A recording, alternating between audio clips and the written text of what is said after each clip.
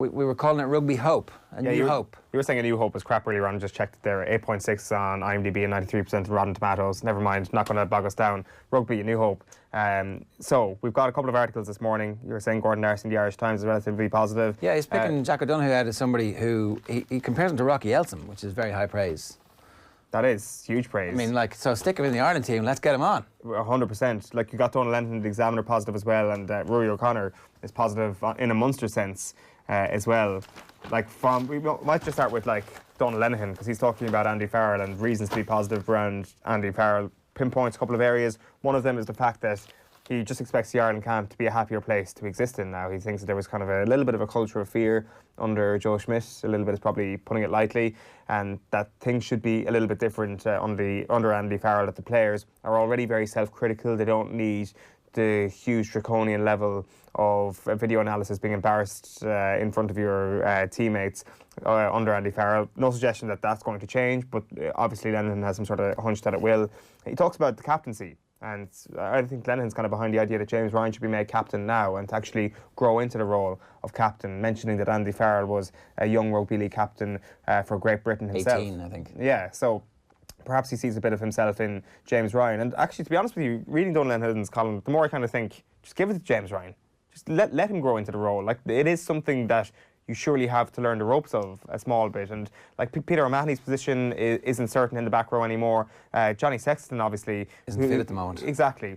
So you're going to have somebody other than Johnny Sexton leading Ireland into the Six Nations. It's a great opportunity for someone like James Ryan to now step up, because he is a banker to start in every game as long as he's fit for the foreseeable future for Ireland, and he has the leadership qualities. Forget about his age. And the other thing that kind of strikes me though from reading all of these columns, and I think it's again, Sweeney made the point in the Sunday Independent at the weekend that the narrative has changed very quickly. When Ireland were having all the success in the world, people were like, well, it's great that there's a continuation on from the Joe Schmidt era, that Andy Farrell is now going to step up. There is going to be a great transition. It's going to be very smooth. And now all of a sudden, the whole narrative has flipped on its head to, well, at least it's not Joe Schmidt. There's going to be a new era under a new coach. And I think only time will tell regards to what the reality of the situation is, how different things will be. Yeah.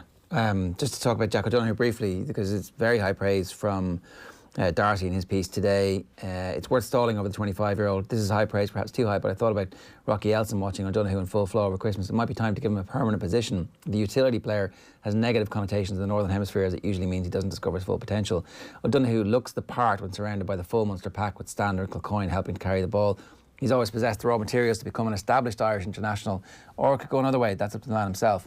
And then he talks about his mentality, and there's a line here: if less talented Munstermen could replicate this honesty of performance, they would push Jack O'Donoghue into the national setup. So, like, it would be great to have somebody like O'Donoghue in the back row for the game against Scotland, because it would certainly give a big boost to anybody in Munster who's on the fringes, and it would certainly put the cat amongst the pigeons in the Leinster back row and like intensify the competition that they must already feel is hyper intensive to get into the national team. Because like, what is the national back row? We're going to do our depth chart this week, and the back row is at the moment unpickable, because we don't know who has form for, because of the way the teams chop and change, who's been able to put 3 or 4 games in a row. And injuries. Like at the end of the World Cup, it was CJ Sander, Peter O'Mahony, Josh van der Fleer, whereas Dan Levy has been injured. Like, you would have had Sean O'Brien obviously in the mix at the start of the calendar year. That's obviously changed now, not in the mix. Jack Conan got injured as well. He was next man up. You had a Geordie Murphy as the next man up after Jack Conan at age. The squad. Exactly. So like, it's changed entirely over the course of a few weeks. The great thing about the Jack O'Donoghue story is that if he does get a substantial amount of time in the Six Nations, it just shows everybody who might be on the fringes at the moment, look at the work you can do to actually get into the Ireland team in a very short amount of time. And that is if you're I don't know, struggling with fitness and only playing provincial rugby in the Pro 14, this is the level you can get to in a very short amount of time. So it's a great story, and I hope that Darcy's hopes are right about the player. Yeah, and like he was somebody who you kind of always felt like was going to make that step up, but never had the unbroken period of playing time and lack of injuries, or so the injuries given lack of opportunities. He's getting that opportunity now, and even when the team is struggling, he's standing out, which is the sign of a really, really good player. So put him in a good team, surround him with the best players in the country, and see what happens. Who's your back row at the moment?